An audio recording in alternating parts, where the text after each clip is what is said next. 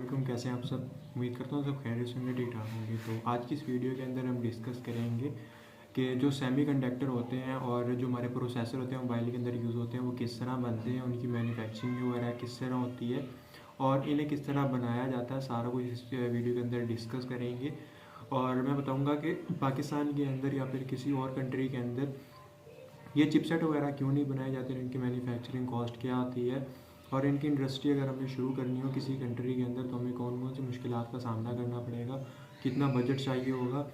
तो सारा कुछ इस वीडियो के अंदर डिस्कस करेंगे और कौन कौन सी ऐसी कंट्री हैं जिनके अंदर ये सारी की सारी मैन्युफैक्चरिंग की जाती है, सारा कुछ इस वीडियो में बताऊँगा। तो वीडियो को एंड तक क्लास में देखिएगा, मैं उम्मीद करता हूँ वीडियो आपको पसंद आएगी। और अगर आपको कोई भी इन्फॉर्मेशन वगैरह मिलती है तो वीडियो को लाइक कीजिएगा और अगर आप इस चैनल के ऊपर न्यू है तो चैनल को सब्सक्राइब भी ज़रूर कीजिएगा और अपने दोस्तों के साथ शेयर भी कीजिएगा ताकि इस तरह की इन्फॉर्मेशन वो भी हासिल कर सकें। तो ज़्यादा टाइम ज़ाया नहीं करता, मैं आपका वीडियो शुरू करते हैं। सबसे पहले हम आ जाते हैं कि कौन कौन सी ऐसे कंट्री हैं जिनके अंदर इस चीज़ की मैन्युफैक्चरिंग और डिज़ाइन किया जाता है। तो जो सबसे टॉप पर आती है वो है हमारी ताइवान। ताइवान एक ऐसा मुल्क है जिसके अंदर सबसे ज़्यादा चिपसेट और हमारे जो प्रोसेसर वगैरह होते हैं वो मैन्युफैक्चर किए जाते हैं। उसके बाद हमारा चाइना आता है और उसके बाद हमारा आता है अमेरिका।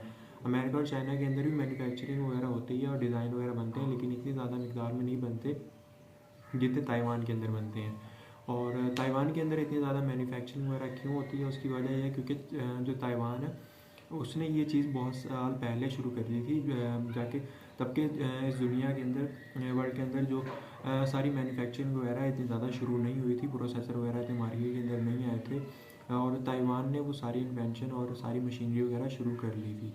तो राइट नाउ कौन सी ऐसी टेक्नोलॉजी सबसे ज़्यादा यूज़ हो रही है और सबसे ज़्यादा लेटेस्ट है। तो अगर हम लेटेस्ट टेक्नोलॉजी की बात करें तो ताइवान के अंदर ऐसे प्रोसेसर बना दिए गए हैं जो कि 3 नैनोमीटर के ऊपर बेस्ड होते हैं। अब नैनोमीटर क्या है, नैनोमीटर को समझने के लिए बेसिकली आपको नैनोमीटर साइज़ होता है बेसिकली ट्रांजिस्टर का जो हमारे प्रोसेसर के अंदर लगाए जाते हैं। अब ये जितने ज़्यादा कम होते जाएंगे उतने ही ज़्यादा जो ट्रांजिस्टर के दरमियान डिस्टेंस होता है वो कम होता जाता है। ट्रांजिस्टर के दरमियान डिस्टेंस जितना कम होगा उतना ही डाटा ज़्यादा तेज़ी से ट्रांसफ़र होगा। अब उस बात को समझने के लिए फॉर एग्जांपल एक जगह फॉर एग्जांपल आपका घर और आपके किसी दोस्त का घर है, आप डेली आते जाते हैं अपने दोस्त के घर, तो उस आपके दोस्त के घर और आपके घर में जितना डिस्टेंस होगा आपको उतना ज़्यादा टाइम लगेगा आपके दोस्त के घर जाने में। लेकिन अगर आपका दोस्त अपना घर आहिस्ता आहिस्ता करीब करता जाए तो आपको बहुत आसानी होगी आपके दोस्त के घर जाने में क्योंकि वो ज़्यादा करीब होगा। तो जितना दोस्त का आपका घर करीब होगा उतना ही जल्दी आप उसके अपने दोस्त के घर जा सकते हैं ईजीली। तो अब इस बात पे आ जाते हैं कि आपके दोस्त का घर करीब हो गया, आप उसे आ जा रहे हैं, तो इसके अंदर हम जितना एरिया कम होगा उतना ही हम ज़्यादा ट्रांजिस्टर लगा सकते हैं, उतने ही ज़्यादा हम प्रोसेसिंग कर सकते हैं। तो जितने ज़्यादा ट्रांजिस्टर लगेंगे उतनी ज़्यादा प्रोसेसिंग होगी किसी प्रोसेसर के अंदर और उतने ही ज़्यादा स्पीड से हम एक जगह से उतनी ज़्यादा स्पीड से हम कोई भी प्रोसेस कर सकते हैं।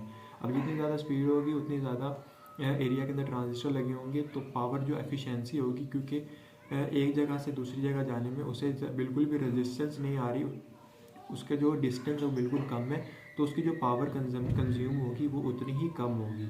तो जितनी ज़्यादा पावर कंज्यूम कम होगी उतनी पावर एफिशिएंट भी होंगे और कम पावर चाहिए होगी और ज़्यादा ट्रांजिस्टर लगाने की वजह से उनकी जो प्रोसेसिंग होगी वो बहुत तेज़ होगी।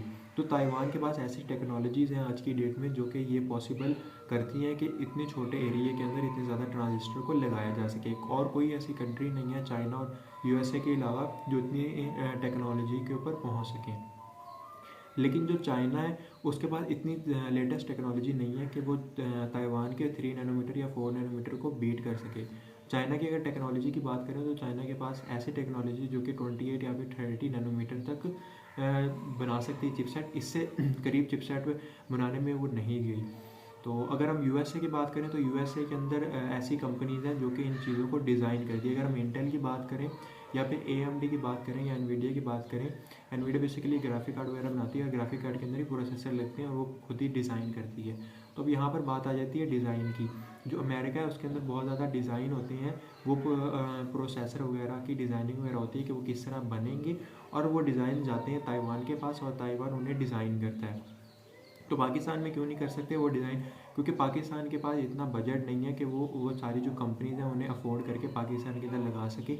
और अगर ऐसा होता है तो पाकिस्तान के अंदर सिर्फ और सिर्फ प्लांट लगेगा और उसकी सारी जो मैन्युफैक्चरिंग वगैरह होगी वो सारी की सारी हमारी ताइवान से ही आएगी। तो बेसिकली पाकिस्तान के अंदर मैन्युफैक्चरिंग पॉसिबल नहीं है अनटिल पाकिस्तान खुद एक अपना प्रोसेसर बना के उसकी मैन्युफैक्चरिंग वगैरह पाकिस्तान में ही करे। लेकिन अगर ऐसा पाकिस्तान करता है, उसकी मैन्युफैक्चरिंग वगैरह और डिज़ाइन वगैरह सारा पाकिस्तान में बनता है, तो इससे होगा क्या, इससे बेसिकली पाकिस्तान के पास एक डिज़ाइन आ जाएगा एक प्रोसेसर का, लेकिन वो मार्केट के मुताबिक वर्क नहीं करेगा, वो इतना स्लो होगा कि उसे कोई परचेज़ नहीं करेगा। तो उसकी परचेजिंग भी, उसको बेचना भी एक सबसे बड़ा टास्क है कि पाकिस्तान प्रोसेसर बना लेगा बजट लगा के, लेकिन उसे सेल नहीं कर सकेगा। तो मैं उम्मीद करता हूँ आपको ये सारा प्रोसीजर वगैरह समझ आ गया होगा। अगर कोई चीज़ आपको नहीं समझ आई, मुझे कमेंट बॉक्स में लिख के मेरे से पूछ सकते हैं, मैं आपको दोबारा समझा दूंगा। इस वीडियो में इतना ही, मिलेंगे किसी और वीडियो में, तब तक के लिए अपना ख्याल रखिएगा। अल्लाह हाफिज़।